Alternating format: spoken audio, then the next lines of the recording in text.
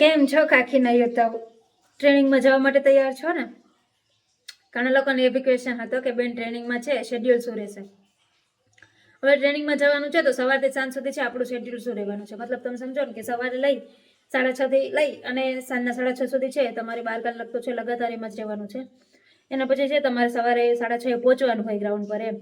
તો તમારે છે સમય વહેલા ઉઠો, થોડા ઘણા તો વહેલા ઉઠશો જ ને. કોઈને એવું હોય કે અમારે છે પછી બી કોઈ એક્ઝામની પ્રિપરેશન ચાલુ રાખ્યું હોય તો ટાઈમ મળે કે નહીં, કેવી રીતે શેડ્યુલ રહેશે, શું રહેશે. તો જો જે પીડીએફ સામે આવે છે ને એ પીડીએફમાં આપણે એ પીડીએફ પ્રમાણે વાત કરીએ ને તો એમાં છે 8 મહિનાની ટ્રેનિંગ છે અને એમાં 2 સેમેસ્ટર છે, મતલબ કે 4 મહિનાના છે, 2 સેમેસ્ટર છે.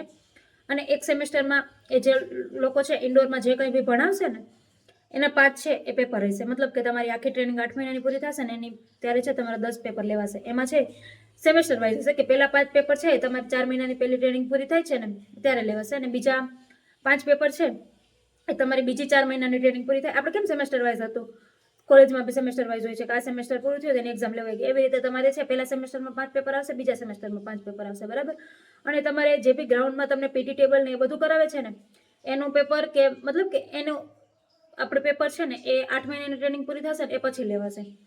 એટલે તમારે છે એ અહીંયા વાંચો છો તો ત્યાં બી વાંચવાનું તો રહેશે જ. તમારે બીજી કોઈ એક્ઝામની પ્રિપરેશન કરવી છે તો તમને કદાચ થોડો ઘણો ઓછો ટાઈમ મળે, કારણ કે તમારે છે એ ત્યાં તમને ભણાવે છે ને એનું બી બધું યાદ રાખવાનું છે. તમારે ફિઝિકલ એક્ટિવિટી એટલી કરવાની છે, બરાબર, એટલે તમને થાક બી એટલો લાગશે. પછી તમારે છે એની સામે પૂરતી નિંદર પણ કરવી જોશે ને એમ. એટલે તમે તમારી રીતે છે એ થોડુંક એડજસ્ટ કરીને ટાઈમ કાઢી શકતા હો તો ટાઈમ તો મળી જાય. કારણ કે સાંજે છે ને 6:30 વાગે તમને ફ્રી કરી દઈએ, પછી છે જમવાનું બધું કરી લ્યો તો તમે કદાચ 8 વાગી છે, 8 થી 10 કદાચ 2 કલાક વાંચવાનો ટાઈમ તમે કાઢી લ્યો, બરાબર. તો તમે 10 વાગે સુઈ જાઓ, સવારે છે તમે 5 વાગે ઉઠી જાઓ, એટલે તમારી 6-7 કલાક જેવી નિંદર થઈ જાય ને એટલી નિંદર તો છો કાફી થઈ રહી એમ. બહુ વધારે નિંદર ના ગો ભાઈ, એટલે એટલી નિંદર તો તમને છે એ કાફી થઈ રહી. તો આખું ટાઈમ ટેબલ શું રહેશે સવારથી સાંજ સુધી એનું આપણે જોઈએ.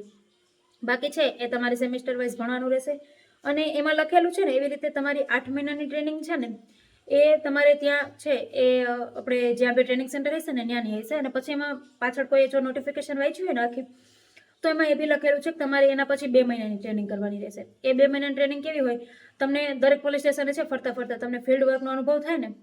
જો તમે ટ્રેનિંગ સેન્ટર પર છો ત્યાં તો તમને છે એ બધું ભણાવે ખરું, પણ એક્સપિરિયન્સ તો થવો જોઈએ ને. તો એના માટે 2 મહિનાની અલગથી ટ્રેનિંગ છે જે મેં વાંચેલું છે. એમાં છે એ લખેલું છે કે આ પોલીસ સ્ટેશને તમારે આ કામ કરવાનું હોય, આટલા અઠવાડિયું કદાચ એક અઠવાડિયું આ કામ કરવાનું હોય, એક અઠવાડિયું આ કામ કરવાનું હોય, એટલે આવી ટ્રેનિંગ બી આવવાની છે.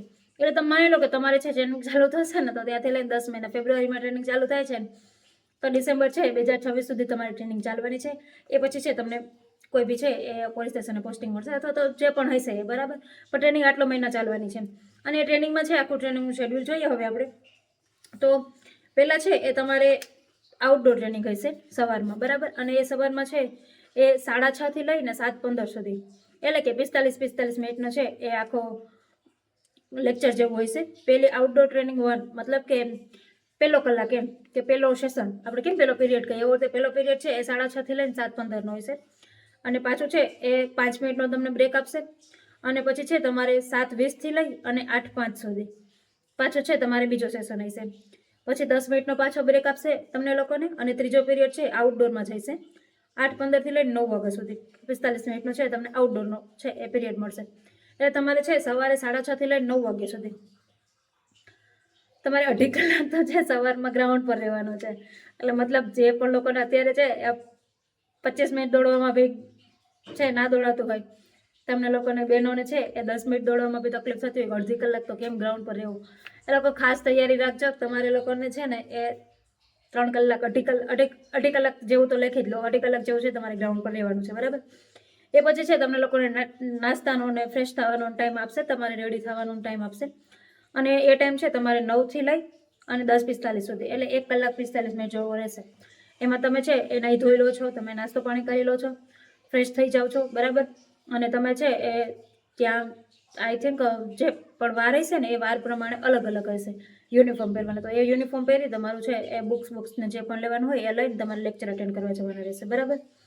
અને એ છે તમારે ઇન્ડોર લેક્ચર હશે. ઇન્ડોર લેક્ચર પહેલો લેક્ચર છે 10:45 લઈને 11:30 સુધીનો રહેશે.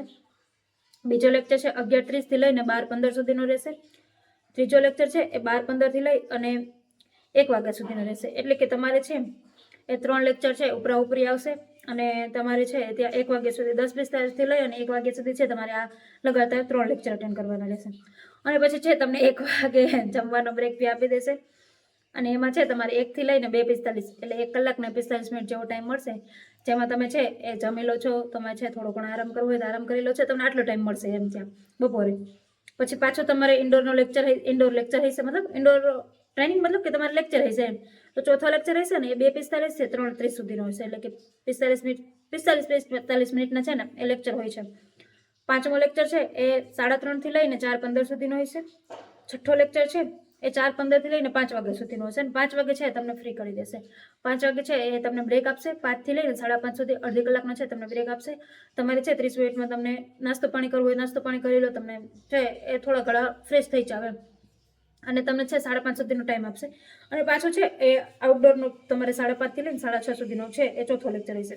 મતલબ તમારે છે દિવસમાં 4 આઉટડોરના લેક્ચર થશે અને 6 છે ને એ ઇન્ડોરના લેક્ચર થશે. એટલે તમે સમજી લો ને કે તમે સવારે 6:30 થી લઈને સાંજે 6:30 સુધી તે તમારું શેડ્યુલ છે આખું ટાઈટ જ રહેશે. વચ્ચે તમને છે 5-10 મિનિટનો બ્રેક મળે છે જમવા ટાણે ને એના ટાણે છે તમે કદાચ કપડાં ધોવાને નાવા ધોવાનું એનો સવારે છે તમને 1 કલાક 45 મિનિટનો બ્રેક મળે છે, બપોરે 1 કલાક 45 મિનિટનો બ્રેક મળે છે, રૂંઢે છે તમને 5 થી 5:30 સુધી એ અડધી કલાકનો બ્રેક મળે છે. મતલબ આવી રીતે બ્રેક મળશે ને આવી રીતે બાકી છે તમારું શેડ્યુલ ટાઈટ રહેશે. અને તમે ટોટલ મારો તો આઉટડોરમાં છે ને તમારે 3 કલાક ને 15 મિનિટ આપવાની રહેશે ને ઇન્ડોરમાં 4 કલાક ને 30 મિનિટ રહેશે. એટલે 4 થી 3 7 કલાક 45 મિનિટ એટલે સમજો ને 8 કલાક તો તમારે એ લોકો જે પ્રમાણે કહે છે ને એ પ્રમાણે જ કરવાનું રહેશે, બરાબર. એના પછીના કલાકો છે એમાં તમે તમારી રોજની છે એ રોજબરોજના ક્રિયા હોય ને બધું કામ ને એ બધું કરો છો કદાચ. અને કદાચ છે કોઈ ઘરે વાત કરવી, ના કરવું, તે કરવું, વાંચવું, એના માટે તમે ટાઈમ કાઢો છો. પણ પ્રોપર છે 8 કલાક તો તમારે ત્યાં જ આપવાની રહેશે. એટલે આ આખું છે ને સવારથી સાંજ સુધીનું શેડ્યુલ છે, બરાબર. અને એમાં છે તમને ઇન્ડોરમાં અલગ અલગ છે એ વિષયો ભણાવવામાં આવશે અને એ વિષયોનું છે એ ગુણભાર પ્રમાણે કેટલું પેપર રહેશે શું રહેશે એ બધું છે એ લોકોએ આપેલું છે કે આટલું સબ્જેક્ટ પડવાના રહેશે, આવું પેપર પૂછાશે, એમાં છે એ કેટલું ડિસ્ક્રિપ્ટિવ છે, કેટલું છે MCQ ટાઈપ છે, એ બીમાં બધું લખેલું છે. એ છે આપણે ક્યારેક પછી ચર્ચા કરશું, પણ આવી રીતે છે તમારે શેડ્યુલ રહેવાનું છે. એટલે જે પણ લોકોને ટ્રેનિંગની કરતા હોય ને એ લોકો તૈયારી રાખજો. હવે છે ફેબ્રુઆરી 2026માં છે તમારી ટ્રેનિંગ શરૂ થવાની પૂરેપૂરી સંભાવના છે. હવે મને એકાદો ક્વેશ્ચન એવો હતો કે બેન કે આપણે પસંદગી પત્ર આપી દે 23 તારીખે, બરાબર, એ પછી ફેબ્રુઆરી સુધી શું કરવાનું? તો એના માટે છે ઓલરેડી આપણે વિડીયો અપલોડ કરેલો છે કે હવે આગળની પ્રોસેસ શું રહેશે. એટલે તમારે છે એ પ્રમાણે આખું છે એ શેડ્યુલ રહેવાનું છે, બરાબર. અને એમાં છે બાકીની જે બી પ્રોસેસ છે એ બી તમારી પ્રોસેસ ધીરે ધીરે હવે ચાલશે. અને એની સાથે સાથે છે કદાચ કોઈ નવી એક્ઝામની આવે છે એમાં ફોર્મ ભર્યા હોય તો એના માટે બી તૈયારી રાખજો, એ બી છે એ વહેલી તકે આવી શકે છે.